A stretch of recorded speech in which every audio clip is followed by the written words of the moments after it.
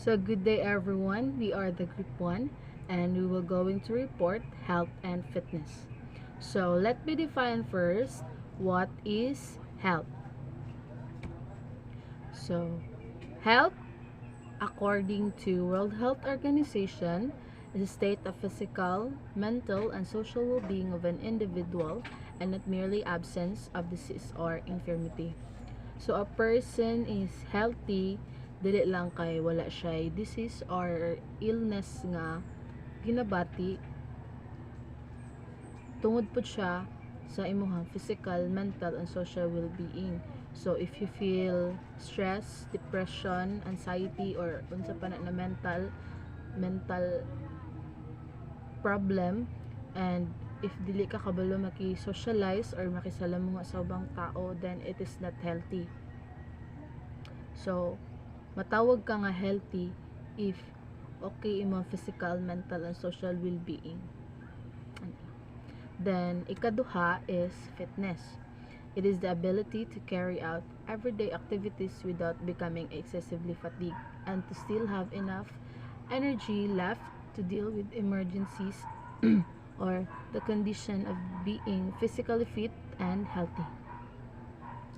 So sa fitness you can if fit ka, you can do anything without getting tired. So components of fitness. So it was categorized into two, which is health related fitness and skills related fitness. So I will be discussing the health related fitness, and the skills related fitness will be discussed by one of my group mates. So health related fitness is the ability to stay physically healthy.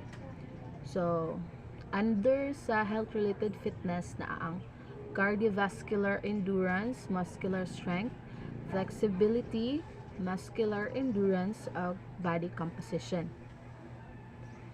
So first is cardiovascular endurance.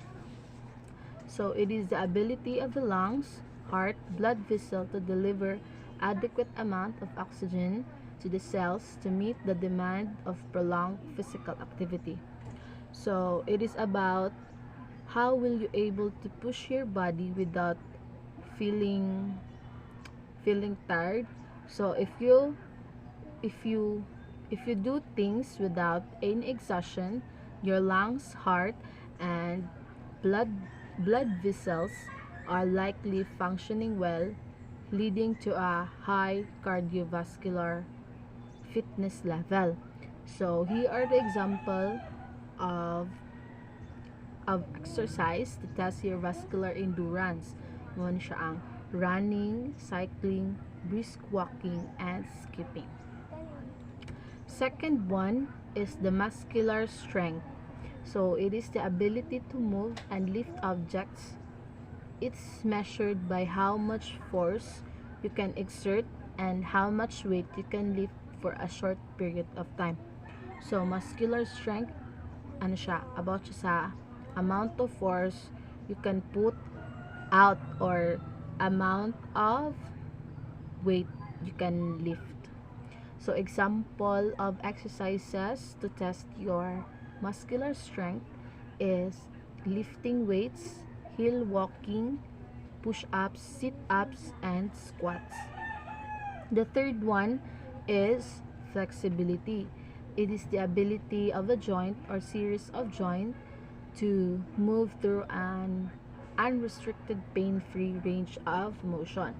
So examples of flexibility is stretching, yoga, tai chi, and pilates. So ang kanina exercise, it may not improve your endurance and strength, but being flexible give you more freedom of movement for other exercise as well as for your everyday activities.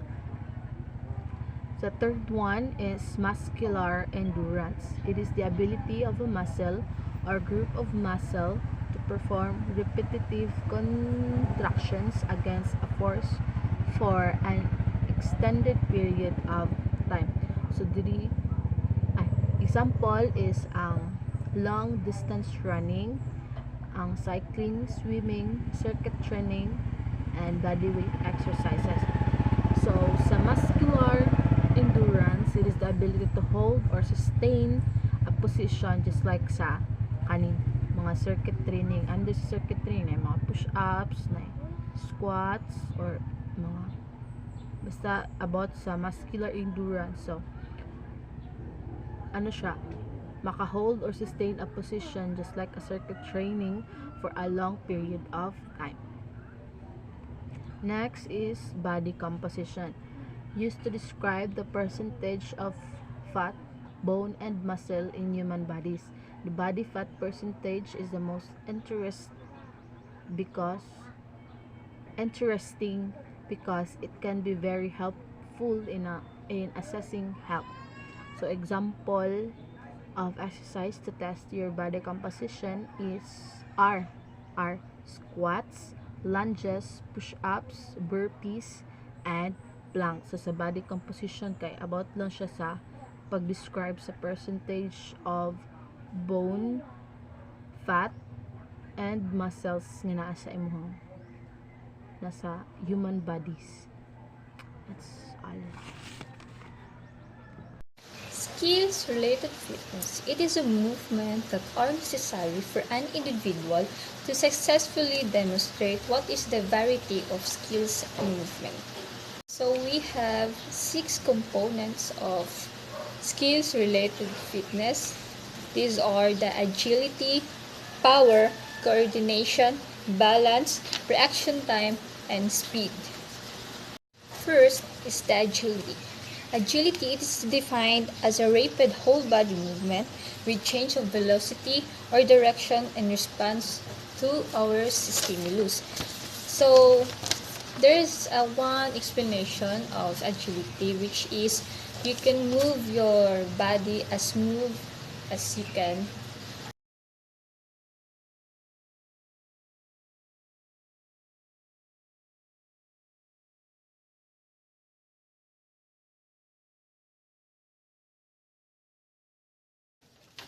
Next is power. Power is a person's ability to transfer energy into force at a rapid pace, also known as explosive body movement.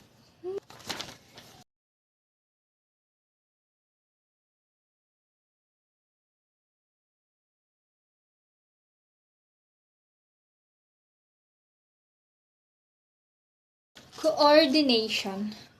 Use the senses together with body parts during movement.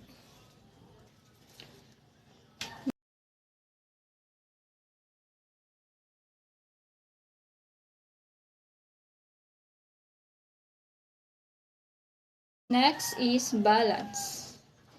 Balance a person's ability to maintain their equilibrium when moving or when they are tying to standing position.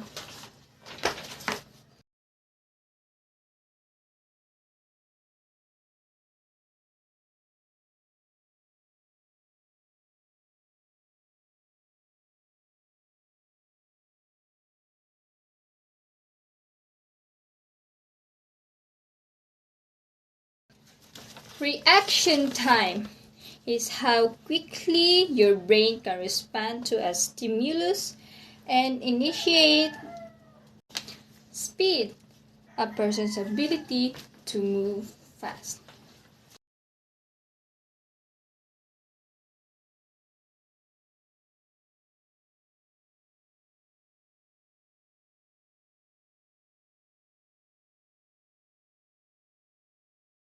Okay, let's proceed to the principle of exercise or training.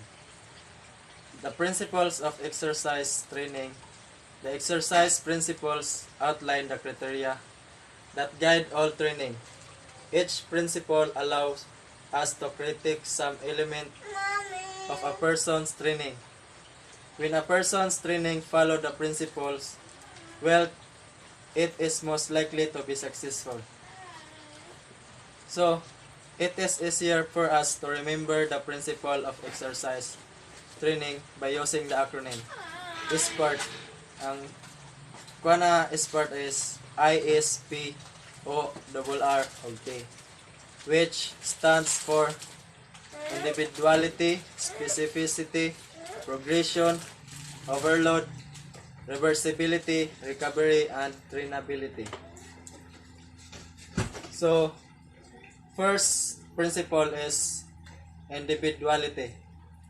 No two individuals will benefit from exercise exactly the same way physically or psychologically. Differences in genetic, age, experience, body size, and health status can all affect the outcomes of a workout. The second principle is specificity. States that the way the body responds to physical activity is very specific to the activity itself.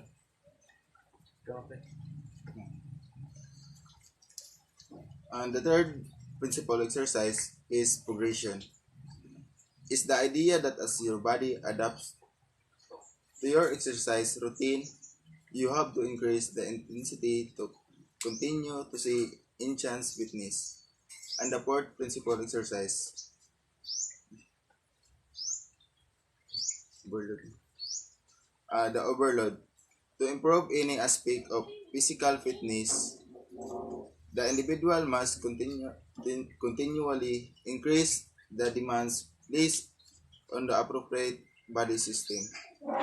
And the fifth principle exercise, this is a reversibility, a concept that states workout gains a progress will be lost when an athlete stops training. And the sixth principle exercise is recovery. Athletes need a adequate time to recuperate from training and competition. And the last principle exercise, they have trainability, a basic principle of training that states that the more fully a person is trained with respect to a given fitness component, the less there remains of the component to be trained in the future. So, we are both understanding on principle exercise training. Exercise principles allows trainers to monitor the stress, exercise load placed upon their client in order to make the training safe and effective. Okay, let's proceed to FIT principle. FIT principle is an exercise prescription to help participants understand how long and how hard they should exercise. Next is one way to remember the general guidelines for what should be included in a fitness plan. FIT is an acronym that stands for frequency, intensity, time, and type. Frequency, this refers to how often you exercise. The point is to meet your goals without overtraining the body. Next, when it comes to cardio, as a general rule of thumb, aim for a minimum of 3 cardio sessions per week. Next, when it comes to strength training, it's recommended to do some sort of strength training 3 to 4 times per week. Next, also includes rest days. Also account for rest days when putting together your plan. It's important to give your muscles a chance to recover. And then next, intensity. Intensity, this refers to how difficult an exercise is. This is an extremely important aspect of FIT principle and is probably the hardest factor to monitor. Next, when it comes to strength training, if you're new to an exercise program, you don't want to make the plan too challenging. This could lead to injury or burnout. Start at a level that feels comfortable and then gradually increase the difficulty as your strength and endurance builds. The last one, when it comes to cardio, you measure how hard you're working during a cardiovascular exercise. You can look to your heart rate, which is measured by beats per minute. And that's all. The next element of your workout plan is time. Time refers to the duration of each exercise. It measures how long you spend being physically active during your daily routine. A cardio workout is recommended to last a minimum of 30 minutes. This can be longer depending on the exercise. Resistance workouts usually last between 45 and 60 minutes. So the exercise guidelines suggest 30 to 60 minutes of cardio, but the duration of your workout will depend on your fitness level and what type of exercise you're doing. Don't add time to your workout until you're ready to do so. Once your endurance builds, you can gradually increase the time spent exercising. The last part of FIT principle is type. This refers to what kind of exercise you'll be doing under the umbrella of cardio or strength training. Cardio is any type of exercise that improves your cardiovascular system. Cardio is easy to change since any activity that gets your heart rate up counts. Examples of cardio workouts are running, walking, cycling, dancing, and swimming. Having more than one go-to cardio activity is the best way to reduce boredom and increase variability. Even just changing one of these elements can make a big difference in your workout and how your body responds to exercise. It is important to change things on a regular basis to keep your body healthy and your mind engaged. Safety and smart training before you begin an exercise program. Ask your physician to give you a checkup. Your doctor can advise you to avoid or participate in activity based on your current health and history. Be sure to stay within your limits. If you are injured while exercising, remember the price your recovery.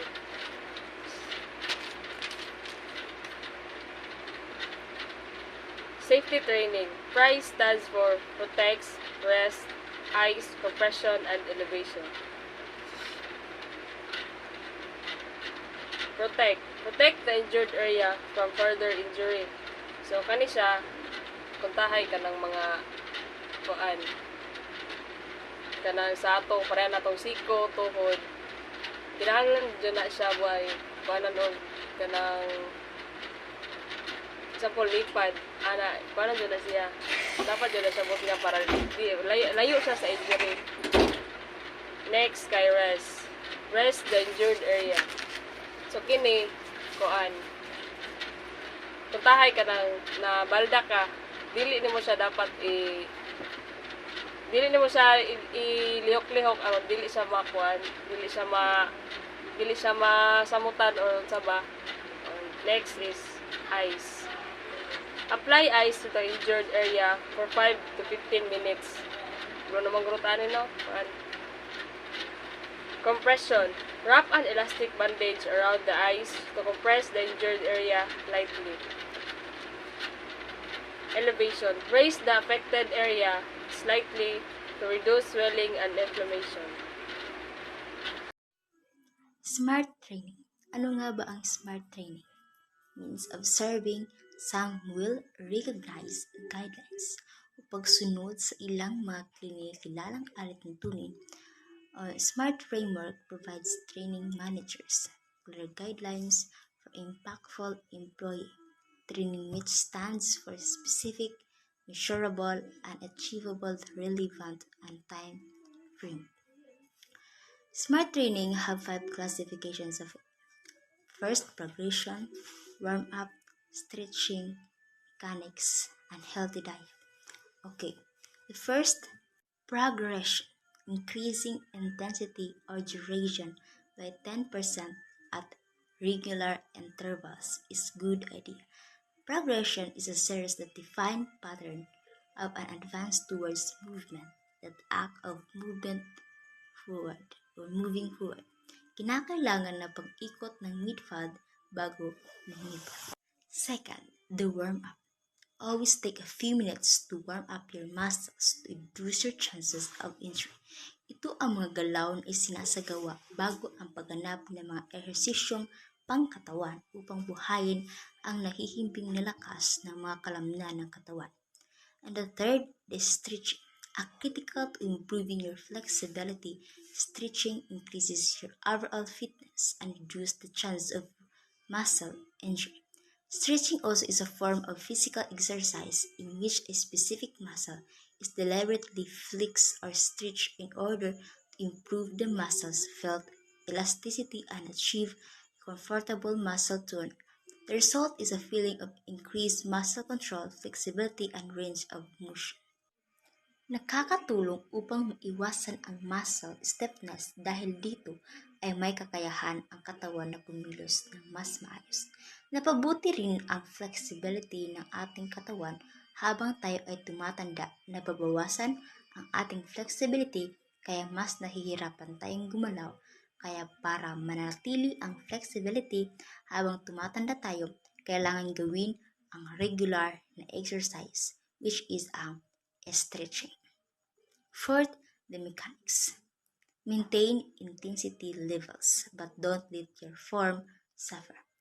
It concerned with the motion of bodies in a frame of reference of doing something else with energy and forces and their effect.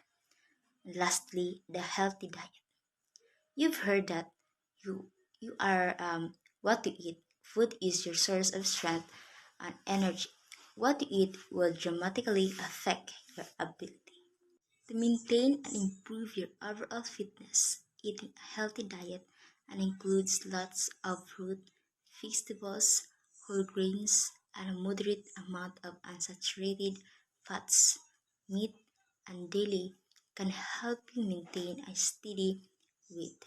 Consuming a healthy diet throughout the life course helps to prevent malnutrition in all its forms, as well as a range of non-communicable diseases and conditions. However, increased production of processed foods, rapid urbanization, and changing lifestyles have led to a shift in dietary patterns. At least 400 grams of fruit and vegetables per day, excluding potatoes, cassava, starch fruits, and sweet potatoes. Less than 5 grams of salt is equivalent to 1 teaspoon per day. Salt should be iodized. Less than 10% total energy intake from free sugars 2 to 7, which equivalent to 50 grams or 12 level of teaspoon. For a person of healthy body weight, consuming about 2,000 calories per day. Less than 30% of total energy intake from fats and saturated found in fish, avocado, nuts, sunflower, olive oil, and etc. The saturated fats found in fatty, meat, butter, palm, and coconut oil. A healthy diet helps to protect against malnutrition in all its forms, as well as non-communicable diseases, including diabetes, heart disease, stroke, and cancer. Unhealthy diet and lack of physical activity are leading global risks to health. And this is all about smart training. Now, let us proceed to nutrition and diets. But first, let us find out what nutrition and diets are. Nutrition is the process of providing or obtaining the food necessary for health growth, while diet is the sum of food consumed by a person on other organisms. Nutrition and diet. Complete physical fitness is not just about exercise, but also includes good nutrition and a sensible diet. You maintain a healthy body weight and body fat percentage through sound diet and exercise to ensure the best health, fitness, and physical performance. So, we need to maintain our healthy body weight and body fat percentage so that our diet will be balanced. So when our body will balance, it will provide all of the energy you need to keep active throughout the day. You need you need nutrients to stay strong and healthy to help and help to prevent or protects you against many chronic non-communicable disease and diet-related illness such as heart disease, diabetes, and cancer. Next, food pyramid. The food pyramid is a visual representation of how different foods and drinks contribute towards a healthy, balanced diet. The food pyramid allows individuals the flexibility to choose foods and drinks from each shelf depending on their food preferences. It organizes foods and drinks into 6 main shelves, starting from the most important shelf on the bottom. So, this is why food pyramid is so important, because the food pyramid is designed to make healthy eating easier.